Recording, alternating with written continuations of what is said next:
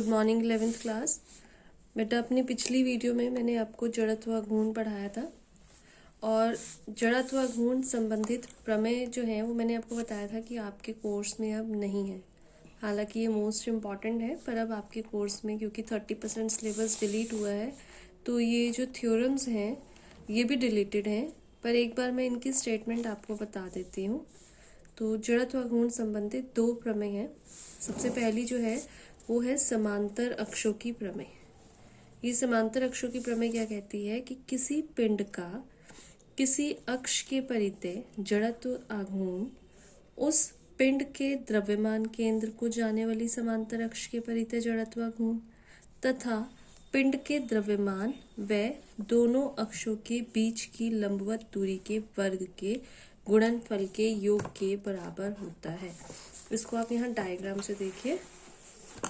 ये डायग्राम है, एक पिंड है और इसका जो एक ही अक्ष है तो इस अक्ष के परितः जो जड़त्व घूर्ण होगा वो किसके बराबर होगा? वो बराबर होगा एक तो जो इसका द्रव्यमान केंद्र है, ये सी पॉइंट जो है ये सेंटर ऑफ मास द्रव्यमान केंद्र है। तो एक तो द्रव्यमान केंद्र से होकर जाने वाली जो है द्रव्यमान केंद्र को होकर जाने वाली समांतर अक्ष के परितः जड़त्व घूर्ण, मतलब यहाँ से जो जाएगी घूर्णन अक्ष से जो जाएगी रेखा उसके परितः जड़त्व घूर्ण और किसके बराबर होगा? पिंड के द्रव्यमान, ये जो पिंड है इसके द्रव्यमान तथा दोनों अक्षों के बीच की दूरी। दोनों अक्षों के बीच की दूरी है ये d। दोनों अक्षों के बीच की लंबवत दूरी के वर्ग के गुणनफल के योग के बराबर होता है। I is equal to ICM, ICM मतलब सेंटर ऑफ मास से जो जा रही है उसका जड़त्व घूर्ण और पिंड का जो द्रव्यमान है वो और जो दोनों अक्ष हैं, दोनों अक्ष कौन सी? एक तो द्रव्यमान केंद्र को होकर जाने वाली अक्ष और दूसरी जिस अक्ष के परितः हमें निकालना है जड़त्व घूर्ण, तो उन दोनों अक्षों के बीच की जो लंबवत दूरी है उसके गुणनफल और इनके योग के बराबर होता है। ठीक है। और दूसरी जो है वो है लंबवत अक्षों की प्रमेय। अब ये लंबवत अक्षों की प्रमेय क्या कहती है इसको भी हम डायग्राम से देखते हैं। किसी समतल पटल का उसके तल में ली गई दो परस्पर लंबवत अक्ष OX और OY के परितः जड़त्व घूर्णों का योग, ये OX और ये OY इसके परितः जो जड़त्व आघूर्ण है, एक बार फिर से देखिए कि दो परस्पर लंबवत अक्ष, ये परस्पर लंबवत है अक्ष OX और OY, तो इनका जो जड़त्व घूर्णों का योग है वो किसके बराबर होता है? इन दोनों का जो कटान बिंदु है, ये दोनों कहाँ कट रहे हैं? यहाँ पर कटान बिंदु O से होकर जाने वाली और पटल के तल के लंबवत यानी OZ के परितः जड़त्व आघूर्ण के बराबर होता है। मतलब IZ is equal to IX plus IY। तो ये दो प्रमेय हैं और ये दोनों प्रमेय आपके कोर्स में अब नहीं है पर आपको इनके बारे में पता होना चाहिए। तो अब हम आते हैं अपने मेन टॉपिक पर।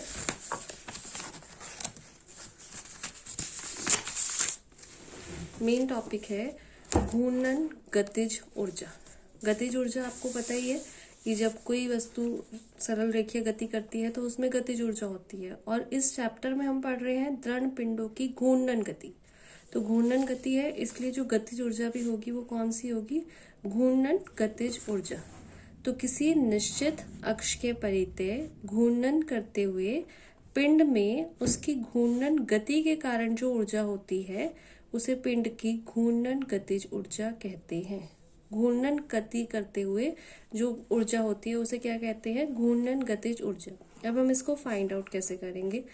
तो जैसे हर डेरिवेशन में हम लेते हैं, यहाँ पर भी हमने लिया कि माना कोई पिंड M1, M2, M3 and so on द्रव्यमान के कणों से मिलकर बना है जिनकी घूर्णन अक्ष से दूरियां क्रमशः R1, R2, R3 and so on.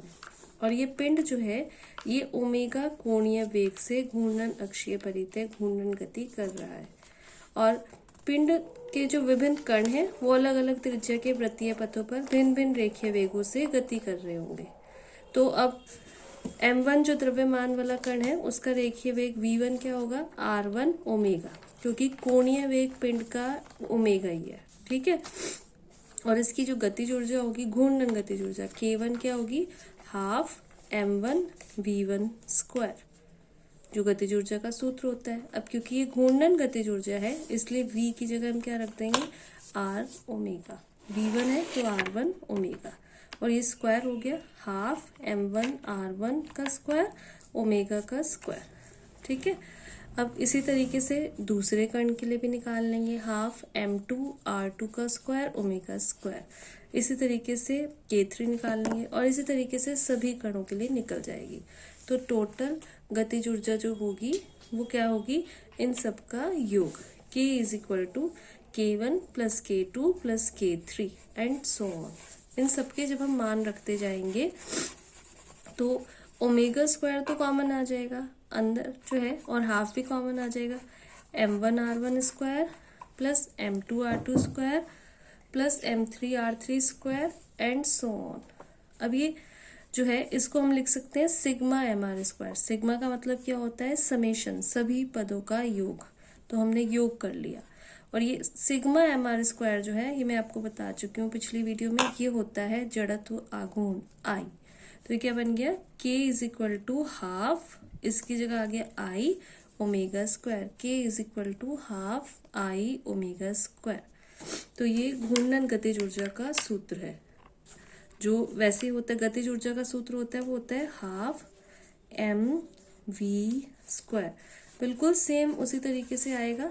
वहां पर जो द्रव्यमान की माप होती है वो कैसे पता चल, जो जड़त्व की माप होती है वो द्रव्यमान से पता चलती है, और घूर्णन जब गति होती है तो जड़त्व की जगह क्या होता है, जड़त्व आघूर्ण, तो m की जगह आ गया I। और वैसे रेखीय वेग होता है, घूर्णन गति में कौन सा वेग होता है, कोणीय वेग, तो इसलिए हाफ I ओमेगा स्क्वायर। और यहाँ से हमारे पास जड़त्व घूर्ण का एक जड़त्व घूर्ण की डेफिनेशन भी आ गई। ये जो रिलेशंस होते हैं ये 2 मार्क्स में आते हैं और साथ में 1 मार्क की डेफिनेशन भी आ जाती है। तो ये क्या डेफिनेशन बनी कि जब कोई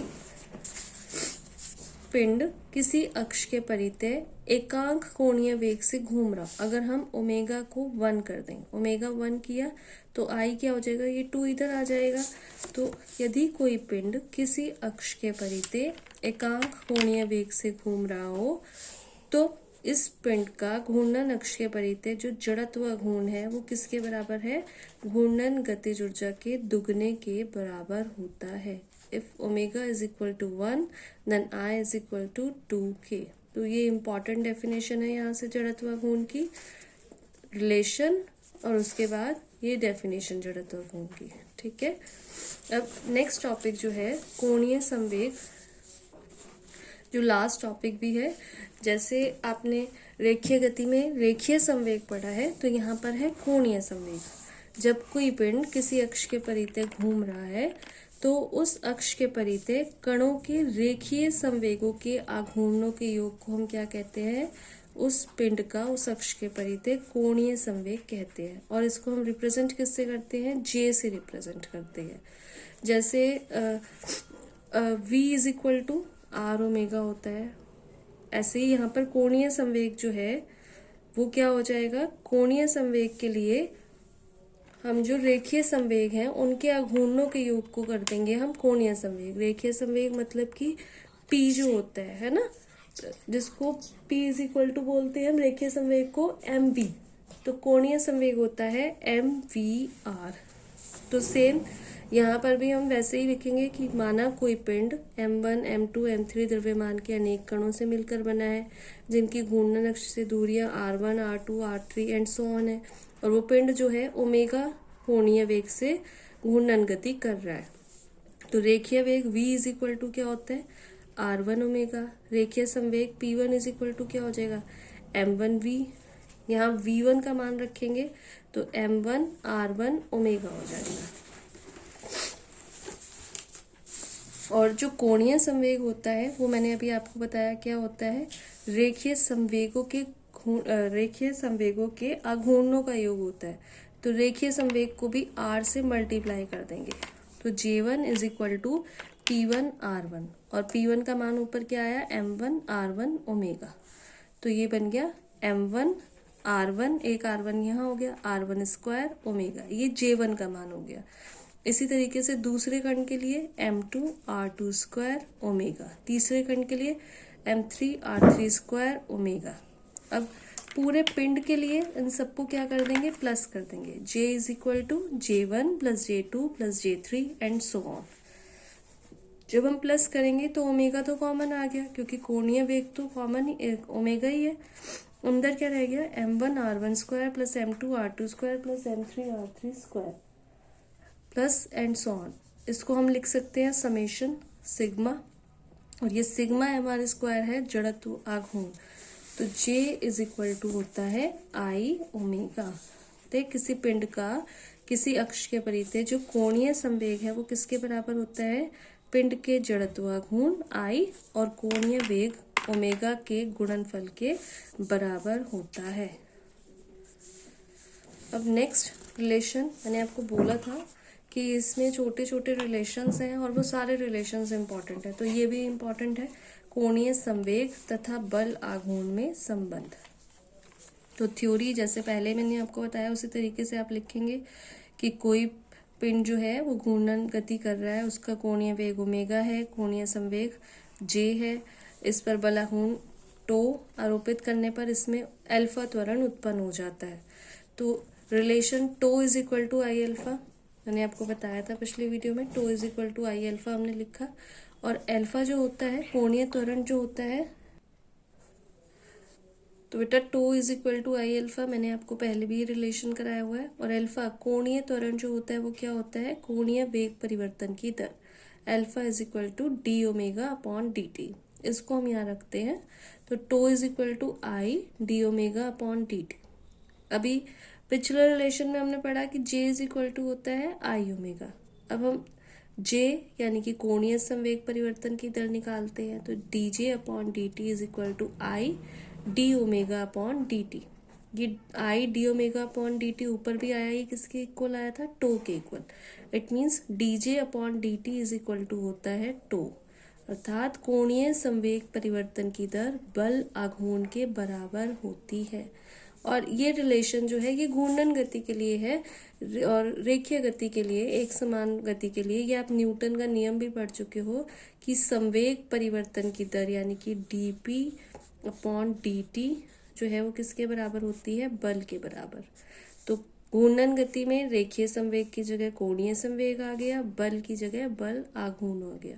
तो सारे जो रिलेशंस हैं, फॉर्मूलेज हैं, ये सब वैसे ही हैं, बस टर्म्स चेंज हो जाएंगी। जैसे त्वरण है तो कोणीय त्वरण हो जाएगा, बल है तो बल आघूर्ण हो जाएगा, द्रव्यमान है तो उसकी जगह जड़त्व आघूर्ण हो जाएगा, रेखीय संवेग की जगह कोणीय संवेग हो जाएगा। ठीक है। अब नेक्स्ट है इसमें कोणीय संवेग संरक्षण का सिद्धांत। ये इम्पॉर्टेंट है, इसके कुछ एप्लीकेशंस हैं जो एग्जाम में कई बार पूछ ली जाती हैं। तो कोणीय संवेग संरक्षण के सिद्धांत से पहले मैं आपको एक बार रेखीय संवेग संरक्षण का सिद्धांत याद करा दूं। रेखीय संवेग संरक्षण के सिद्धांत में क्या बोलते हैं कि अगर किसी पिंड पर, गति करते हुए किसी पिंड पर कोई बाह्य बल ना लग रहा हो, कोई बाह्य बल कार्य ना कर रहा हो, तो उसका रेखीय संवेग नियत रहता है। ये रेखीय संवेग संरक्षण का सिद्धांत है। तो बिल्कुल वैसे ही कोणीय संवेग संरक्षण का सिद्धांत है, यदि किसी अक्ष के परितः घूमते हुए पिंड पर कोई बाह्य बल आघूर्ण कार्य ना कर रहा हो तो उस पिंड का कोणीय संवेग नियत रहता है।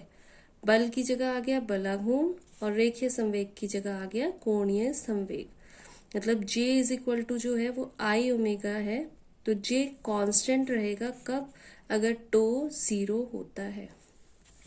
अभी पिछले रिलेशन में हमने पढ़ा tau is equal to D J upon D T, तो अगर टो 0 है तो D J upon D T 0 है, और डी जे अपॉन डी टी का 0 का होने का मतलब क्या है कि डी जे 0। और किसी भी भौतिक राशि का अवकलन 0 कब होता है, जब वो भौतिक राशि कांस्टेंट होती है। जैसे पाई है, पाई का अगर हम डिफरेंशियल कर देंगे तो क्या आएगा, 0, क्योंकि पाई कांस्टेंट है। तो अगर बाह्य बलाघूर्ण कार्य नहीं करता है तो जे कांस्टेंट रहता है। ये कोणीय संवेग संरक्षण का नियम है। और जे कांस्टेंट कब रह सकता है, जब ये आई और ओमेगा का मल्टीप्लिकेशन कांस्टेंट रहे। और आई और ओमेगा का मल्टीप्लिकेशन कांस्टेंट कब रहेगा कि एक चीज़ बढ़े तो दूसरी चीज़ कम हो जाए। मतलब I1 omega 1 is equal to I2 omega 2। अगर I1 बढ़ गया तो ओमेगा 2 क्या हो जाना चाहिए, वो कम हो जाना चाहिए। और I1 बराबर किसके होता है, mr² के। मतलब अगर त्रिज्या बढ़ गई तो वेग जो है, कोणीय वेग जो है वो कम होना चाहिए। तो इसमें कुछ एग्जाम्पल्स दिए हुए हैं इसी से संबंधित। कोणीय संवेग संरक्षण के सिद्धांत के व्यवहारिक उदाहरण, जैसे सर्कस का कलाकार कलाबाजी दिखाते समय अपने भुजाओं और पैरों को सिकोड़ लेता है। अब इस सिकोड़ने से क्या होता है, पैरों को हाथों और पैरों को सिकोड़ने से उसकी जो त्रिज्या है आर जो है वो क्या हो जाएगी, वो कम हो जाएगी। आर कम होने का मतलब आई कम हो जाएगा, और आई कम होने का मतलब जड़त्वाघूर्ण घट गया, तो उससे क्या होगा, कोणीय वेग बढ़ जाएगा। एक चीज कम होगी तो दूसरी चीज बढ़ जाएगी, तभी तो जे कांस्टेंट रहेगा। एक और एग्जाम्पल है, यदि कोई व्यक्ति अपने हाथों में भारी वस्तु लिए हुए घूर्णन करती हुई मेज पर खड़ा है, मतलब ऐसी मेज पर खड़ा है जो मेज घूम रही है, और अचानक वो क्या करे, अपने भुजाओं को मोड़ ले। भुजाओं को मोड़ने का मतलब कि आर को क्या कर दे, कम कर दे। तो आर कम किया, जड़त्वाघूर्ण कम हुआ, तो उसका जो घूर्णीय वेग होगा वो क्या हो जाएगा, बढ़ जाएगा। इसी तरीके से सूर्य के चारों ओर जब ग्रह परिक्रमण करते हैं तो जो ग्रह सूर्य के पास होता है, तो सूर्य के पास होने से क्या होगा, जड़त्वाघूर्ण कम हो जाएगा, तो उसका कोणीय वेग क्या हो जाएगा, बढ़ जाएगा। और जो सूर्य से दूरी पर होगा, तो दूरी पर होने पर आर बढ़ गया, तो उससे कोणीय वेग क्या हो जाएगा, घट जाएगा। और सबसे इजी एग्जाम्पल इसका आपने देखा होगा, छोटे होते हुए आपने भी काम किया होगा, हाथ में एक डोरी सी लेकर उसमें पत्थर बांध के जोर से घुमाया होगा, है ना। अब अगर आप उस जो डोरी है उसको खींच के आर कम कर दो, मतलब डोरी की जो त्रिज्या है जिस वृत्तीय पथ पर वो घूम रही है उस त्रिज्या को आप खींच के आर को कम कर दें, तो आपने देखा होगा आर कम करने से स्पीड जो है, कोणीय वेग जो है वो बढ़ जाता है। तो कौन सा सिद्धांत यहाँ पर लग रहा है, यहाँ पर कोणीय संवेग संरक्षण का सिद्धांत काम कर रहा है। तो यहीं तक आपको करना है इस चैप्टर में, इसके आगे का नहीं करना है। ये चैप्टर अब आपका कंप्लीट हो गया।